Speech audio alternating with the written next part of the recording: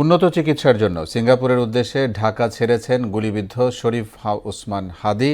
অর্থ মন্ত্রণালয় তার চিকিৎসার ব্যয়ভার বহন করবে বলে জানিয়েছেন অর্থ উপদেষ্টা ডক্টর সালেউদ্দিন আহমদ। সচিবালয়ে সরকারি ক্রয় সংক্রান্ত উপদেষ্টা কমিটির সভা শেষে সাংবাদিকদের একথা বলেন তিনি। আর সিঙ্গাপুরে বাংলাদেশ হাইকমিশন হাদির চিকিৎসা তত্ত্বাবধান করবে বলে জানালেন প্রধান উপদেষ্টার স্বাস্থ্য বিষয়ক বিশেষ সহকারী ডাক্তার সায়েদুর রহমান। আরও জানাচ্ছেন তানজিদ ভুইয়া।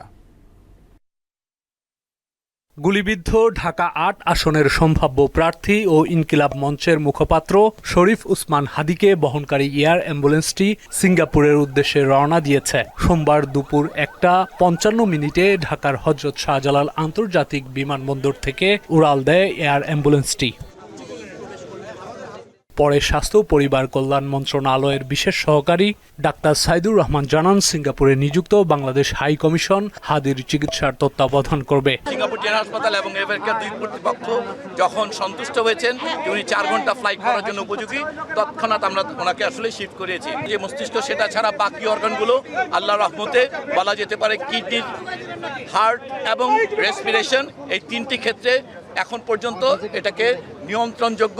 এর আগে এভারকেয়ার হাসপাতালে সাংবাদিকদের ব্রিফ করেন ডাক্তার আব্দুল আহাদ। আমরা আসলে আশা দেখতে পাই যে আসলে আমরা চাই সবাই, এবং দেশবাসীর দোয়া আছে এবং আপনাদের সবার দোয়া আছে যে ওসমান হাদি আবার কামব্যাক করবে ইনশাল্লাহ।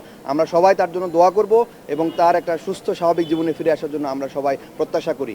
এদিকে সচিবালয়ে সরকারি ক্রয় সংক্রান্ত উপদেষ্টা কমিটির সভা শেষে অর্থ উপদেষ্টা বলেন, অর্থ মন্ত্রণালয়ে বিদেশে ওসমান হাদির চিকিৎসা ব্যয় বহন করবে।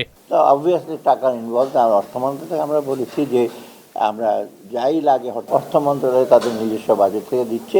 পৌঁছার পর সিঙ্গাপুর জেনারেল হাসপাতালে হাদির চিকিৎসা কার্যক্রম শুরু হবে। যখন ডিসিশন নিয়েছে বোর্ড যখন বলেছে। তানজিদ ভুইয়া, মোহনা সংবাদ, ঢাকা।